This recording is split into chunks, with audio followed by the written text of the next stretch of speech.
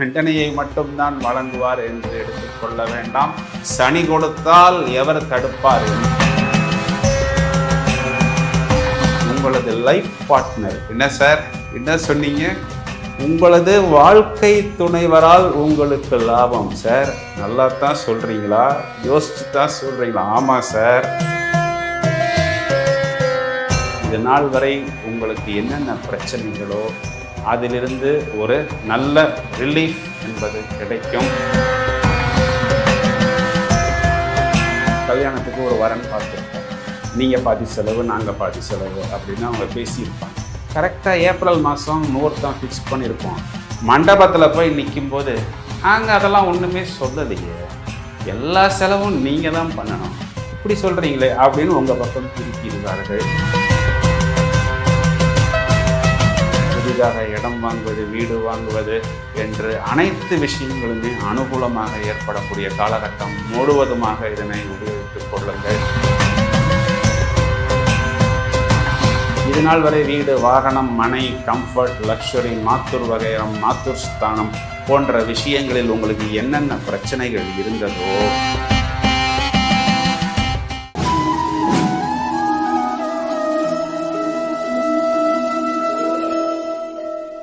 இந்த காணொளி மூலம் இந்த வருட கடைசி என்பது இந்த குரோதி வருடத்தின் கடைசியில், அதாவது மார்ச் மாதம் 2025 வருடம் கடைசி ஏப்ரல் மாதத்தின் முதல் தொடக்கத்தில் சனி பெயர்ச்சி நிகழ இருக்கிறது. அதாவது இது நாள் வரை கும்பராசியில் சஞ்சாரம் செய்து கொண்டிருந்த இந்த சனீஸ்வர கிரகம் இனி மீன ராசியில் சஞ்சாரம் செய்ய இருக்கிறார். பொதுவாகவே நாம் சனி பயிற்சியாக இருந்தாலும் சரி, குரு பயிற்சியாக இருந்தாலும் சரி, பலன்கள் எவ்வாறு இருக்கிறது என்பதை மிகவும் ஆர்வத்துடன், மிகவும் நுணுக்கமாகவும் துல்லியமாகவும் கவனிப்போம். இதன் காரணம் மேக்கர்ஸ் ஆஃப் டெஸ்டினி என்று சொல்லக்கூடியது, அதாவது விதியை நிர்ணயிக்கக்கூடிய முக்கியமான கிரகங்கள் இந்த சனீஸ்வர கிரகமும் இந்த குரு பகவான் என்ற இந்த 2 கிரகமும். இந்த சனி பயிற்சி என்பது இது நாள் வரை கிட்டத்தட்ட ஒரு 5.5 வருடம் சனி பகவான் சொந்த வீட்டில் இருந்து, அதாவது மகரம் மற்றும் கும்பராசி என்பது இந்த சனீஸ்வர பகவானுக்கு சொந்த வீடு, இப்பொழுது மீனத்தில் சஞ்சாரம் செய்ய இருக்கிறது என்பது காலபுருஷனுக்கு, அதாவது மேஷராசியில் தொடங்கக்கூடிய இந்த காலபுருஷ ராசி சக்கரத்திற்கு கடைசி ராசியான மீன ராசியில் சஞ்சாரம் செய்யவிருக்கிறார். இது நாள் வரை மகரம் மற்றும் கும்பம் ஆகிய ராசிகளில் கிட்டத்தட்ட 5.5 வருடம் சஞ்சாரம் செய்த இந்த சனீஸ்வர பகவான் இப்பொழுது மீன ராசியில், அதாவது காலபுருஷனுக்கு 12ஆம் வீட்டில் சஞ்சாரம் செய்யவிருக்கிறார். இது நாள் வரை மகரம் மற்றும் கும்ப ராசியில் கிட்டத்தட்ட 5.5 வருடம் சஞ்சாரம் செய்து வந்த சனி பகவான் இப்பொழுது மீன ராசியில் சஞ்சாரம் செய்ய இருக்கிறார்.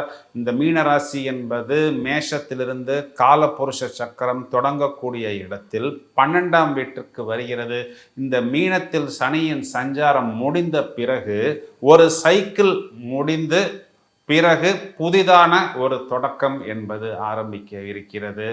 பிராப்த கர்மத்துக்கு அதிபதி, அதாவது பாரபட்சமின்றி தண்டனையை வழங்கக்கூடிய நீதிபதி, தண்டனையை மட்டும்தான் வழங்குவார் என்று எடுத்துக்கொள்ள வேண்டாம். சனி கொடுத்தால் எவர் தடுப்பார் என்பதுதான் ஜோதிடத்தில் பிரபலமாக கொள்ளப்பட்டு வருகிறது. Symbol of immortality and number of human justice, அதாவது இந்த சனி பகவான் துளாராசியில் உச்சமடையக்கூடிய வீட்டில் ஒரு நீதி தேவதையின் கண்களுக்கு கருப்பு வஸ்திரம், அதாவது ஒரு கருப்பு துணி என்பது கட்டப்பட்டிருக்கிறது. இது ஏனென்றால் இவர் எனக்கு தெரிந்தவர், இவர் எனக்கு தெரியாதவர் என்று பாரபட்சம் பார்த்து தீர்ப்புகளை கொடுக்க மாட்டார். அன்பார்ஷியல் ஜட்ஜ் என்றுதான் இந்த சனி பகவானாய் சொல்லப்படுகிறது.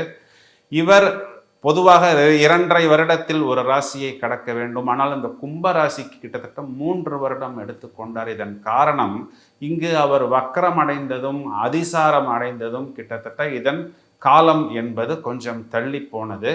இப்பொழுது மீன ராசியில் சஞ்சாரம் செய்ய இருக்கக்கூடிய இந்த சனீஸ்வர பகவான் முதலில் குருவின் நட்சத்திரமான பூரட்டாதி, பிறகு உத்திரட்டாதி, பிறகு ரேவதி, இந்த 3 நட்சத்திரங்களிலும் சஞ்சாரம் செய்வார். நாம் பலன்களை மேலோட்டமாக சொல்லாமல் இந்த நட்சத்திரத்தின் அடிப்படையில் எந்தெந்த ராசிக்கு எவ்வாறு இருக்கிறது என்பதை இப்பொழுது நாம் ஒரு முன்னோட்டமாகத்தான் சொல்கிறோம்.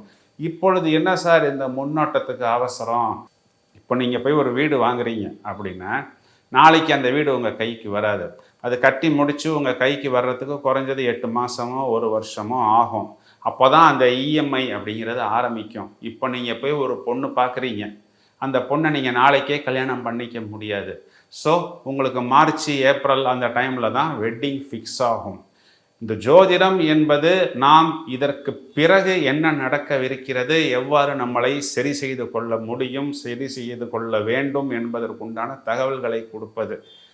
நீங்கள் நாளைக்கு வந்து எங்களை மாதிரி யாரோ ஒரு நபரை போய் பார்க்குறீங்க, நீங்கள் அன்றைக்கே ஏன் என்கிட்ட வரல, நீங்கள் அன்றைக்கே ஒரு வார்த்தை சொல்லியிருக்கலாமே, அன்றைக்கே கேட்டிருக்கலாமே அப்படின்னு நாளைக்கு நானோ எங்களில் ஒருவரோ உங்களிடம் சொல்வதை தவிர்ப்பதற்காக முன்னோட்டமாக இந்த பலன்களை இப்பொழுது நான் சொல்கிறேன். ஸோ இதனை நீங்கள் கூர்ந்து கவனித்து அடுத்த வருடம் உங்களுடைய நிலைப்பாடு என்ன, மேஜர் கமிட்மெண்ட் வைத்து கொள்ளலாமா?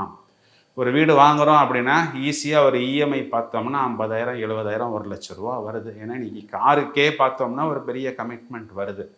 அடுத்த வருடம் நான் இதையெல்லாம் ஹானர் செய்ய முடியுமா அப்படிங்கிறத கொஞ்சம் நீங்கள் உன்னிப்பாக கவனித்து உங்களது நிலைப்பாட்டை, உங்களது புத்தி கூர்மை மற்றும் உங்களது சமயோஜித புத்தியை வைத்து நீங்கள் திட்டமிட்டு கொள்ளுங்கள். சனி பயிற்சி நடக்கும் பொழுது விரிவான பலன்களும் அதற்குண்டான பரிகாரங்களையும் நாங்கள் உங்களுக்கு கொடுக்கிறோம். ஆனால் முக்கியமாக ஒவ்வொரு ராசிக்கும் என்ன தாக்கத்தை ஏற்படுத்த போகிறது, அதாவது மேஷ ராசியை எடுத்துக்கொள்வோம். 7.5 சனி ஆரம்பிக்கிறது. என்ன சார் இவ்வளோ நேரம் நல்லாத்தானே சொல்றீங்க, புதுசாக இப்போ எங்களுக்கு 7.5 சனி ஆரம்பிக்கிறது என்று சொல்கிறீர்களே? சார் இது நான் சொல்லலை, இதுதான் ராசி சக்கரம். மீனத்துக்குள் சனி சஞ்சாரம் செய்யும் பொழுது மேஷத்துக்கு 7.5 சனி தொடக்கமாக வருகிறது. இது விரய சனி. அப்பொழுது விரயம் என்பது கண்டிப்பாக ஏற்படும். குழந்தைகள் ரீதியாக இருந்தாலும் சரி, தொழில் ரீதியாக இருந்தாலும் சரி, கடன் ரீதியாக இருந்தாலும் சரி. கடன் ரீதியாக எப்படி சார் விரயம் ஏற்படும் அப்படின்னா, ஏற்கனவே ஒரு கடன் வாங்கியிருப்பீர்கள், அதனை ஒருத்தர் அடைப்பதற்கு இன்னொரு கடன் வாங்கி அதிக வட்டி கொடுக்க வேண்டிய ஒரு சூழ்நிலை ஏற்படும். முயற்சிகளால், பயணத்தால் ஏதாவது நமக்கு ஒரு புது கடன், அதாவது புதுசாக ஏதாவது ஒரு முயற்சி பண்ணுறோம், இல்லாத ஒரு விஷயத்தை பண்ண போகிறோம் என்பதனால் கொஞ்சம் விரயம் ஏற்படும். இது நட்சத்திரத்தின் அடிப்படையில் நான் இந்த விஷயத்தை சொல்கிறேன். பொதுவாக 7.5 சனி கவனமாக இருந்து கொள்ள வேண்டும். மார்ச் மாதம் வரை உங்களுக்கு அனுகூலமாக இருக்கிறது. நீங்கள் எவ்வளவு சேஃப்டி பண்ணணுமோ அவ்வளவு சேஃப்டி பண்ணிக்கொள்வது அதற்கு பிறகு வரக்கூடிய காலகட்டங்களை சமாளிப்பதற்கு அனுகூலமாக இருக்கும். ரிஷபராசி, ஒரு வரியில் சொன்னால் காசு மேலே காசு வந்து கொட்டுகிற நேரம் இது அப்படின்னு ஒரு பாடலில் வரும் அல்லவா? 30 வருடத்துக்கு ஒரு முறைதான் கிடைக்கக்கூடிய வாய்ப்பு. ஏனென்றால் 10ஆம் இடத்தில் இருக்கக்கூடிய சனி 11ஆம் வீட்டில் சனி கொடுத்தால் எவர் தடுப்பார்? பூரணமாக ரிஷபராசிக்கு அள்ளி கொடுப்பதற்கு தயாராக இருக்கிறார். ரூம் போட்டு யோசிக்கலாமா இன்னும் ஒரு ஜோக்கில் சொல்கிறாங்க. ரூம் போட்டு ரூபா நோட்டை எண்ணக்கூடிய நேரம். அதிலும் சனி பகவான் அங்கு உத்திரட்டாதி ரேவதி நட்சத்திரத்தில் சஞ்சாரம் செய்யக்கூடிய காலகட்டங்களில் தொழில் ரீதியாகவும் உங்களது வாக்கு ரீதியாகவும் புத்திசாலித்தனத்தாலும் பூரணமான லாபங்கள் வரும். முழுவதுமாக உபயோகித்து கொள்ளுங்கள். வாழ்த்துக்கள். அடுத்து மிதுன ராசியை எடுத்துக்கொள்வோம். மிதுன ராசிக்கு 10ஆம் இடம் என்று சொல்லக்கூடிய ஜீவனஸ்தானத்தில் சனி பகவான் வருகிறார். 10இல் ஒரு பாவக்கிரகம் இருந்தால் அரசனை போன்ற வாழ்வு என்பது ஜோதிடத்தில் சொல்லப்படுகிறது. அதனால் உங்களது தொழில், உத்தியோகம் மற்றும் உங்களது லைஃப் பார்ட்னர், என்ன சார் என்ன சொன்னீங்க, உங்களது வாழ்க்கை துணைவரால் உங்களுக்கு லாபம். சார் நல்லா தான் சொல்கிறீங்களா, யோசிச்சு தான் சொல்கிறீங்களா? ஆமாம் சார். ஏன்னா குருவின் நட்சத்திரத்தில் சஞ்சாரம் செய்கிறது. குரு என்பது உங்களது ராசிக்கு 7ஆம் வீட்டுக்கு அதிபதி. சார் நான் தானே சார் என் வாழ்க்கை துணைவருக்கு செலவுன்னு சொல்லக்கூடாது சார், அதெல்லாம் ஒரு இன்வெஸ்ட்மெண்ட். இனி வரக்கூடிய காலகட்டங்களில் உங்களது வாழ்க்கை துணைவர் மூலமாகவும் உங்களுக்கு அனுகூலம் என்பது கண்டிப்பாக ஏற்படக்கூடிய காலகட்டம். சரிங்க சார், கடகராசிக்கு ஏதாவது ஒரு நல்லது சொல்வீங்களா? கண்டிப்பாக சொல்வதற்கு தயாராக இருக்கிறேன். இதனால் வரை கடகராசிக்காரர்கள் இரத்த கண்ணீர் சிந்தி கொண்டிருக்கிறீர்கள் என்பது எனக்கு நன்றாக தெரியும். அஷ்டம சனி உங்களுக்கு பூரணமாக விலகுகிறது. அப்பொழுது என்ன நடக்கும்? பாக்ய சனி. பாக்ய சனி என்றால் பாக்கியம் நடக்கும். 7ஆம் அதிபதி 9ஆம் வீட்டில், 7ஆம் அதிபதியின் நட்சத்திரமும் 9ஆம் வீட்டில் இருக்கிறது. 9ஆம் அதிபதியின் நட்சத்திரமும் 9ஆம் வீட்டில் இருக்கிறது. கண்டிப்பாக இது நாள் வரை உங்களுக்கு என்னென்ன பிரச்சனைகளோ அதிலிருந்து ஒரு நல்ல ரிலீஃப் என்பது கிடைக்கும். கடகராசிக்கு ஒரு அருமையான காலகட்டம் வருவதற்கு தயாராக இருக்கிறது. இது நாள் வரை இருந்த வம்பு வழக்கு கடன் பிரச்சனைகள் அனைத்திலிருந்தும் ஒரு ரிலீஃப் கிடைக்கும். சிம்ம ராசிக்கு ஏதாவது சொல்லுங்க சார், நான் என்ன பண்ண முடியும்? அஷ்டம சனி ஆரம்பிக்கிறது. கணவன் மனைவி கருத்து வேறுபாடு, ஒற்றுமை, கவனமாக இருக்கணும். அது எல்லா நாளுமே அப்படித்தானே இருக்கு. இப்போ என்னத்தை நாங்கள் அதில் கவனமாக இருக்கிறது என்று நீங்கள் கேட்பது எனக்கு புரிகிறது. இருந்தாலும் அஷ்டம சனி என்பது 7.5 சனியில் என்ன நாம் அனுபவிக்கிறோமோ அதில் பாதி என்றுதான் சாஸ்திரங்கள் சொல்கின்றன. எனவே நீங்கள் கவனமாக இருந்து கொள்ளுங்கள். இது எப்படி கவனமாக இருக்கிறது அப்படின்னா, இப்போ நம்ம ஒரு கல்யாணத்துக்கு ஒரு வரன் பார்த்துருப்போம். நீங்கள் பாதி செலவு, நாங்கள் பாதி செலவு அப்படின்னு அவங்க பேசியிருப்பாங்க. கரெக்டாக ஏப்ரல் மாதம் முகூர்த்தம் ஃபிக்ஸ் பண்ணியிருப்போம். மண்டபத்தில் போய் நிற்கும்போது அங்கே அதெல்லாம் ஒன்றுமே சொல்லலையே, எல்லா செலவும் நீங்கள் தான் பண்ணணும், இப்படி சொல்கிறீங்களே அப்படின்னு உங்கள் பக்கம் திருப்பிடுவார்கள். கவனமாக இருக்கிறதுனா என்ன அப்படின்னா, அது என்னவோ பேப்பரில் போட்டு ஒரு கையெழுத்து வாங்கி வச்சுக்கோங்க 4 பேருக்கு முன்னாடி. இதைத்தான் கவனமாக இருக்க வேண்டும். இதை நான் மேலோட்டமாக சொல்கிறேன். உங்கள் சார்ந்த தொழில் துறையில் இதே முக்கியத்துவம் கொடுத்து பார்த்து கொள்ளுங்கள். கன்னிராசிக்கு 7ஆம் வீட்டில் சனி. நீங்களாகவே உங்களது காரியங்களை தாமதப்படுத்துவது போன்ற ஒரு அமைப்பு ஏற்படும். வியாபார கூட்டாளிகள், கடன் போன்ற பிரச்சனைகள், கணவன் மனைவி ஒற்றுமை, புதிதாக திருமணத்துக்காக காத்திருக்கக்கூடிய நபர்கள், குழந்தைகள் சம்பந்தப்பட்ட விஷயங்களில் கொஞ்சம் நீங்கள் உங்களை கவனமாக பார்த்து கொள்ள வேண்டும். துலா ராசிக்கு ஏதாவது நல்லது சொல்லுங்க சார். நான் அடிக்கடி சொல்வதை போல் துலாம் தூள் கலப்பக்கூடிய அமைப்பு. 5ஆம் வீட்டில் இருக்கக்கூடிய அதே சனி பகவான் இப்பொழுது 6ஆம் வீட்டுக்கு சஞ்சாரம் செய்கிறார். கண்ணா லட்டு திங்க ஆசையா அப்படின்னு சொல்வதை போன்ற ஒரு அமைப்பு. 30 வருடத்துக்கு ஒரு முறைதான் இந்த அமைப்பு உங்களுக்கு கிடைக்கும். இதனால் வரை எந்தெந்த பிரச்சனைகளை நீங்கள் அனுபவித்தீர்களோ, நிகரற்ற லாபம், தொழில் வளர்ச்சி, மேலும் மேலும் மேன்மை போன்ற விஷயங்கள், புதிதாக இடம் வாங்குவது, வீடு வாங்குவது என்று அனைத்து விஷயங்களுமே அனுகூலமாக ஏற்படக்கூடிய காலகட்டம் முழுவதுமாக இதனை உபயோகித்துக் கொள்ளுங்கள். அடுத்து விருச்சிக ராசியை எடுத்துக்கொள்வோம். விருச்சிகத்துக்கு ஏதாவது ஒரு குட் நியூஸ் சொல்ல முடியுமா? கண்டிப்பாக சொல்ல முடியும். அர்த்தாஷ்டம சனி விலகுகிறது. இது என்ன சார்? 7.5 சனியில் பாதி அஷ்டம சனி, அஷ்டம சனியில் பாதி அர்த்தாஷ்டம சனி. இது நாள் வரை வீடு, வாகனம், மனை, கம்ஃபர்ட், லக்ஸுரி, மாத்தூர் வகைரம், மாத்தூர் ஸ்தானம் போன்ற விஷயங்களில் உங்களுக்கு என்னென்ன பிரச்சனைகள் இருந்ததோ இந்த அனைத்து பிரச்சனைகளும் உங்களுக்கு விலகி, வம்பு வழக்கு, கோர்ட்டு கேஸ் போன்ற விஷயங்கள் எல்லாம் விலகி பூரணமாக நல்ல பலன்களை நீங்கள் எதிர்பார்க்க முடியும். 5ஆம் வீட்டில் அமரக்கூடிய சனி சமசப்தமமாக 11ஆம் வீட்டை பார்க்கவிருப்பதனால் நிகரற்ற லாபம் என்பது நிதர்சனமான உண்மை. தனுசு ராசியை எடுத்துக்கொள்வோம். உங்களுக்கு இப்பொழுது அர்த்தாஷ்டம சனி ஆரம்பம். என்ன சார், நல்லாத்தானே பேசிக்கிட்டு இருந்தீங்க இவ்வளோ நேரம், இப்போ உங்களுக்கு என்னாச்சு அப்படின்னு கேட்காதீங்க. இப்போ தானே சார் எங்களுக்கு 7.5 சனியே முடிஞ்சிச்சுங்கிறாங்க, அதுக்குள்ளே நீங்கள் என்னமோ ஒன்று ஆரம்பிக்குது அப்படிங்கிறீங்க அப்படின்னு யோசிக்க வேண்டாம். தனுசு ராசிக்கு 7.5 சனி முடிந்தது. 2.5 வருடம் அதற்குள் அர்த்தாஷ்டம சனி ஆரம்பித்து விட்டது.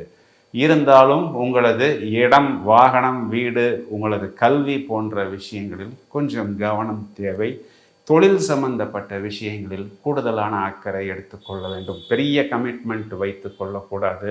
மேலும் வெளிநாட்டிலிருந்து நான் தெரியாத ஒரு விஷயத்தை இறக்குமதி செய்கிறேன், தெரியாத ஒரு யுக்தியை, ஒரு டெக்னாலஜியை கொண்டு வருகிறேன் என்று முதலீடு செய்வதை கொஞ்சம் நீங்கள் அது தொழில்துறை சம்பந்த ஆலோசகர்களிடம் கரெக்டான ஒரு ஒப்பீனியன் கேட்டு பிறகு இதனை நீங்கள் கையாள வேண்டும். மகர ராசிக்கு எடுத்துக்கொள்வோம். மகரம் சிகரம் ஏறும். என்ன சார் மகரத்துக்கு குட் நியூஸ் என்றால், பூரணமாக 7.5 சனி என்பது விடுகிறது. இதனால் இது நாள் வரை என்னென்ன பிரச்சனைகள் கஷ்டங்கள் சந்தித்தீர்களோ, எங்கெல்லாம் நீங்கள் தொத்து போனீர்களோ, எங்கெல்லாம் வம்பு வழக்கு court case police station legal illegal பல பிரச்சனைகள் சந்தித்து கடன் மேல் கடன் வட்டிக்கு வாங்கி அதை கட்ட முடியாமல் இன்னொரு இடம் வாங்கி அதனையும் கட்ட முடியாமல் வீட்டில் இருந்து கொண்டே இல்லை என்று சொல்வது, ஃபோன் வந்தால் எடுக்க முடியவில்லை போன்ற சூழ்நிலையில் இருந்த அனைத்து நபர்களுக்கும் ராசியாதிபதி இப்பொழுது வெற்றிக்கு வருகிறார். வெற்றி மேல் வெற்றி கிடைக்கக்கூடிய அமைப்பு. குறிப்பாக உங்களது பிரச்சனைகள் முடியும், கடன் அடையும், வட்டி அடையும். அதெல்லாம் போனதுக்கு அப்புறமும் பாக்கெட்டில் வைத்து கொள்வதற்கு கொஞ்சம் லாபம் என்பது இருக்கும். பூரணமாக இந்த பலனை நீங்கள் உபயோகித்து கொள்ளுங்கள்.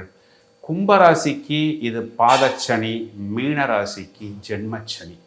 இந்த 2 ராசிக்காரர்களுமே 7.5 சனியின் தாக்கம் என்பது இருக்கிறது. இதனால் நீங்கள் சார்ந்த அனைத்து விஷயங்களிலும் மிகவும் கவனமாக ஒரு பெரிய கமிட்மெண்ட் வைத்து கொள்ளாமல், புதுசாக ஒரு இடம் வாங்குகிறோம் அப்படின்னா நம்ம வாங்கிடுவோம். நாளைக்கு கன்ஸ்ட்ரக்ஷன் அப்ரூவலுக்கு போகும்போது அதுக்கு சிட்டா இல்லை, அதுக்கு அடங்கல் இல்லை, பட்டாவில் வேறு பேர் இருக்குது, டாக்குமெண்ட்டில் வேறு பேர் இருக்குது என்று நீங்கள் எதிர்பாராத ஒரு டென்ஷனை உங்களுக்கு கொடுப்பார்கள். இப்பொழுது நீங்கள் செய்யக்கூடிய செயல் அப்பொழுது உங்களுக்கு ஏதாவது ஒரு பிரச்சனையை கொண்டு வரும். அதனால் இப்பொழுதிலிருந்தே நீங்கள் விழித்திருந்து அனைத்து விஷயங்களையும் ரொம்பவும் அக்குவேர் ஆணிவேராக துளாவி மெதுவாக நிதானமாக செயல்பட வேண்டும். கடினமான உடல் உழைப்பு செய்வது சனி பகவானுக்கு ரொம்ப பிடிக்கும். நீங்கள் ஒரு ஒயிட் காலர் ஜாப் செய்தாலும், ஒரு எக்ஸிக்யூட்டிவாக இருந்தாலும், ஒரு கார்ப்பரேட்டாக இருந்தாலும், ஒரு கடினமான உடல் உழைப்பை வெளிப்படுத்தும் போது இந்த சனியின் தாக்கம் உங்களுக்கு குறையும். கைவிடப்பட்ட முதியவர்கள் மருத்துவ உதவி செய்வது, துப்புரவு பணியாளர்களுக்கு நாம் உதவிகள் செய்வது, அன்னதானம் செய்வது, வஸ்திரதானம் செய்வது, தொடர்ச்சியாக சனிக்கிழமைகளில் ஆஞ்சநேயர் நரசிம்மர் வழிபாடு செய்வது, பைரவர் வழிபாடு செய்வது, அஷ்டமி திதிகளில் செய்வதன் மூலம் இதன் வீரியத்தை, இதன் தாக்கத்தை குறைத்து கொள்ளலாம். தனித்தனியாக ஒவ்வொரு ராசிக்கும் ஒவ்வொரு நட்சத்திரத்துக்கும் இதன் தாக்கம் என்ன, அதன் மூலம் நமக்கு என்னென்ன ப்ளஸ் என்ன மைனஸ், இதற்கு தனித்தனியாக பிரத்யேகமான பரிகாரங்கள் நாங்கள் இன்னொரு பதிவில் மிகவும் விவரமாக கொடுக்கிறோம். இந்த பதிவு என்பது ஒரு முன்னோட்டம், ஒரு அட்வான்ஸ் பலன்கள். நண்பர்களே, நாங்கள் பலன்களை மிகவும் துல்லியமாக தயார் செய்து உங்களுக்கு கொடுப்பது என்பது நீங்கள் பயனடைய வேண்டும் என்ற நோக்கத்தினால், மேலும் உங்களது நண்பர்களுக்கும் உங்களது உறவினர்களுக்கும் இந்த பதிவை நீங்கள் பகிர்ந்திடுங்கள். இந்த காணொளியை தயாரிப்பதற்கு பல விதங்களில் நாங்கள் பிரயத்தனப்பட வேண்டியதாக இருக்கிறது.